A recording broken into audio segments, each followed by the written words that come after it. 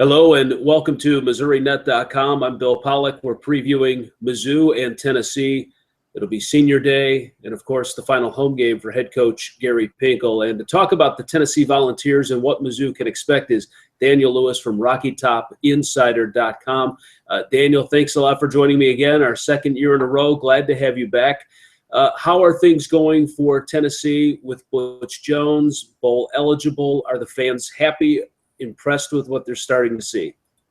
Yeah, absolutely. And thanks for having me again. 2 times in a row. I think we'll call this a tradition. Hopefully do it for many years to come. Always enjoy coming on. So, yeah, it's been a really interesting year for Tennessee overall. The expectations were high, obviously.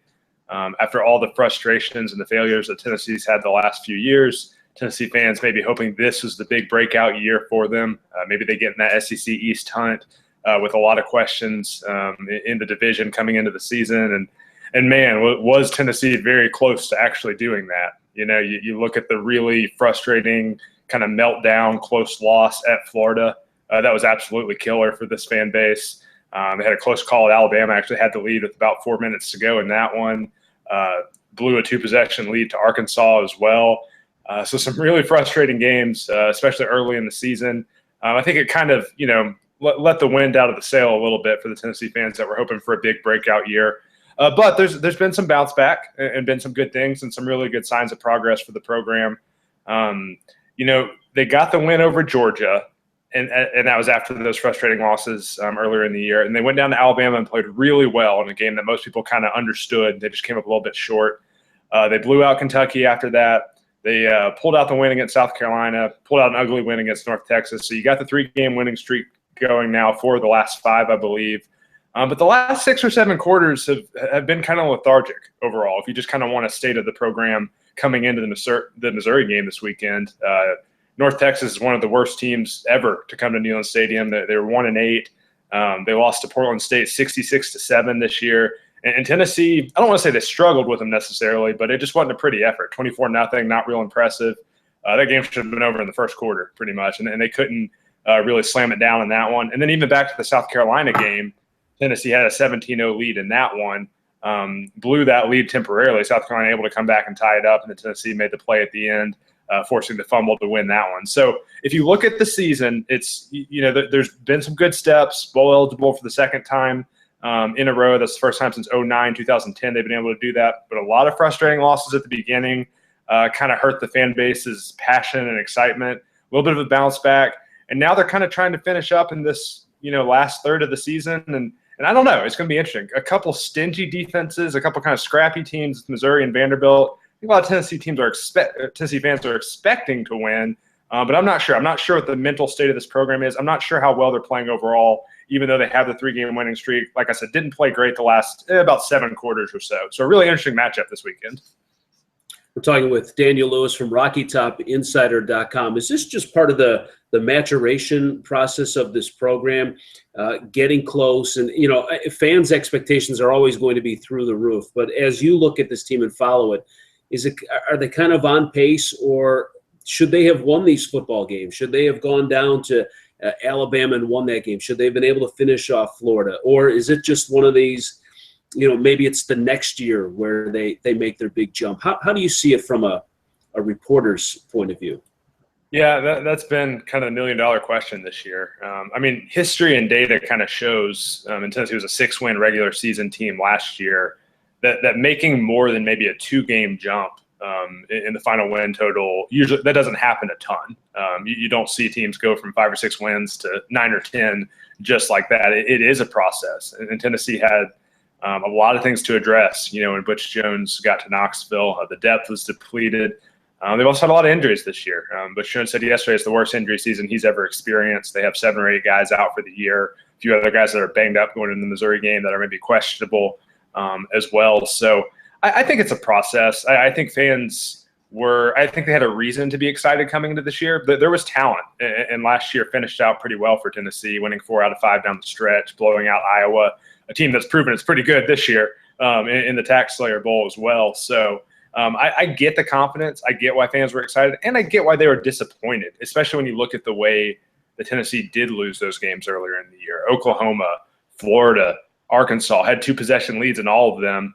And, you blow it against Florida. You had about a 4th and 12 that if you get the stop, you get the win, and break a long, I believe, a 10-year streak to the Gators at that point. So I get the frustration from the fan base and I get the argument that Tennessee should have won more because they were right there. Anyone should be able to stop a 4th and 12, 4th and 14, whatever it is, and get the win, and they were not able to do that. So I get that frustration and I get that argument. But I also think just realistically, yeah, it takes time, and that's what Butch Jones has been trying to preach over and over again. It's funny, every time Tennessee plays a Georgia or Missouri or a program with kind of stability and a coach that's been there for a while, Butch Jones always finds a way to point that out. He says, hey, Mark Richt's been there for a while. That's why they're having success. Gary Pinkel's been there for a while. He has a system. That's why they're having success. Things like that to try to kind of make the case that, hey, it's a process. They're on the way. They have made great strides. That was not a good team that Butch Jones inherited a couple years ago. Won 5 games the first year, 6 in the regular season, 7 with the bowl last year. And now, a chance to win 8, 9 games even with the bowl game this year. So a lot of opportunities there. So I think it's part of the process. I think fans maybe got a touch kind of overzealous, a touch excited about some of the skill returning and the way that 2014 wrapped up overall. But I had them at 8 wins total this year. So I think they're about on schedule. But I want to see how they finish up here because these are 2 tricky games down the stretch. Well, and Daniel, you talked about it, and the Mizzou fans watching can certainly relate. You talk about how Butch Jones is saying, hey, look at Richt at Georgia and Pinkel at Mizzou. Some fans watching this will remember they wanted Pinkel gone 3-4 years into the process, and they stuck with him and had to turn things around, and he took over a bad program. So you kind of look at Tennessee, and that's where Missouri was, at least as Butch Jones gets into this thing. That's where Missouri was in the first 3, 4, 5 years of Pinkel's reign here at Mizzou. So I think people can certainly empathize with where that program is at right now. But they certainly have a lot of talent. And let's talk about both sides of the ball. And I want to start with Tennessee's defense because the big issue and the big question that Mizzou fans have is Mizzou going to be able to move the football at all? They've had struggles all year. So what are we going to see from Tennessee in terms of defense? Tennessee's pretty good defensively. The numbers don't always show it in every category, and they've definitely had their ups and downs this year, just as a unit. Kind of in terms of things to watch, it starts with Derek Barnett up front. He was one of the top defensive linemen in the SEC last year. Kind of got off to a slow start this year, but he's really picking it up. I think he has 6 sacks in his last 5 games, so he's really getting after the quarterback. Tennessee lost Kurt Magid, another guy who was up there in sacks in the SEC last year, to what looks like a season-ending injury. Chance he may come back for the bowl game. Not sure on that yet. That kind of took a little bit of bite out of the pass rush overall. Hurt Barnett because they were able to double team him as well. But it starts with him. Pretty good defensive front. They rotate about 4 at defensive tackle. Have some really talented young guys there. And then Corey Vereen is stepping up at the other defensive end spot in Magid's place. Jalen Reeves-Maben at linebacker, really good player, really active. Not a huge guy, kind of plays that weak side linebacker and makes a lot of tackles. And then the secondary has kind of been hit or miss. Cam Sutton, one of the best cover corners in the SEC. He kind of anchors that group. Outside of that, they've had some struggles at nickel, struggle finding the second cornerback. The safeties are experienced, but not overly athletic overall. So I call this Tennessee defense pretty good. They definitely have some really good pieces on it. Shut out North Texas for whatever that's worth. Played pretty well against Kentucky a few weeks ago. And has done some really good things this year overall. It's not a dominant bunch, in my opinion. It has some flaws. It can be exposed. But I think just overall, kind of my summation of the defense, pretty good group. I think it certainly has the capability to shut down an offense like Missouri that has struggled this year. But we'll see. I don't have a level of confidence in them to guarantee that at this point. That might be some good news then for Mizzou fans as they look ahead to an offense that has struggled. Daniel Lewis from RockyTopInsider.com is joining us, and I'll ask you one more question about your offense. Temperatures by game time are going to be in the low 30s, upper 20s. In fact, I think by the end of the game, it'll be low 20s.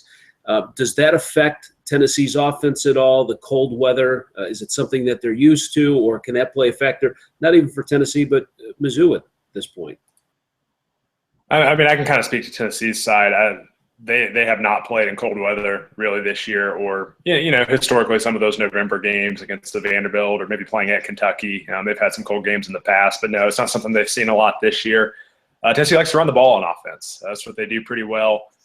Bush Jones brought his old mentor, Mike DeBoer, in as offensive coordinator this year, and he's had some mixed results overall, but the one thing that he's really done is help that run game. And Tennessee's kind of lingered around second, third, fourth in the SEC in rushing this year on a week-in, week-out basis. And I think what makes Tennessee tough to defend is they do so many different things running the football. It's not just one. It's not like they have Leonard Fournette and that's it. You try to key on that. Jalen Hurts, the power back. He's the guy they'll rely on. Will probably get the most carries. I think he's undervalued overall.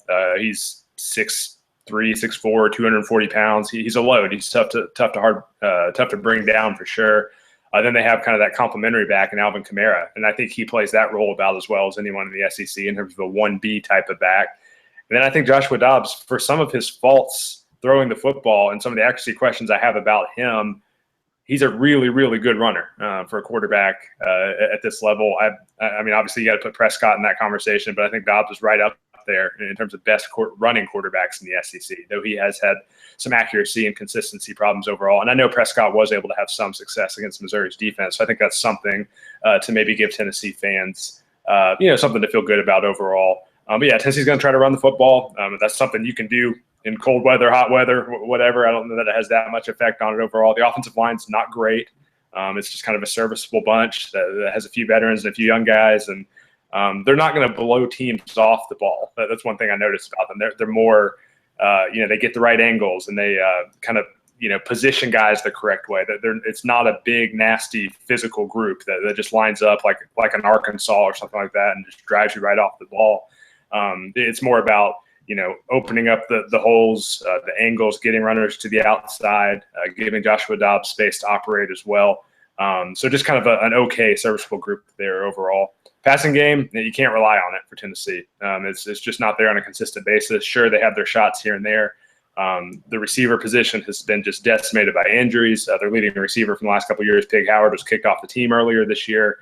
And Dobbs is just not a great passer, especially when he has to sit in the pocket and make throws. He makes them from time to time, but not something you're going to rely on. So in terms of just the cold weather and what that's going to look like for Tennessee, I think they're going to try to run the football, not get too fancy with it.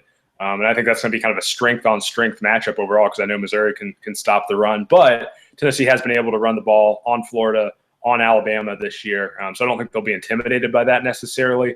But it will be interesting because Missouri, one thing they've done a good job of the last couple of years, they've really limited Dobbs' output.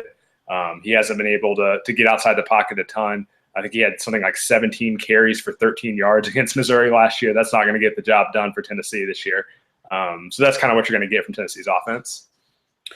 It'd be interesting. A lot of running, could be low scoring. Both teams rely on their defense in the run game. So this could be a grinded out type of football game that we'll see Saturday when Mizzou hosts Tennessee for Senior Day. And that's why I like Daniel Lewis from RockyTopInsider.com. Check their stuff out because, Daniel, you don't sugarcoat stuff. I like that. You say honest. Whatever Tennessee does well, you mention that. If they're bad in an area, you mention that as well. So you don't build this team up to be a national champion. And that's what we get sometimes when we talk to other people from SEC schools. So I really appreciate your honesty.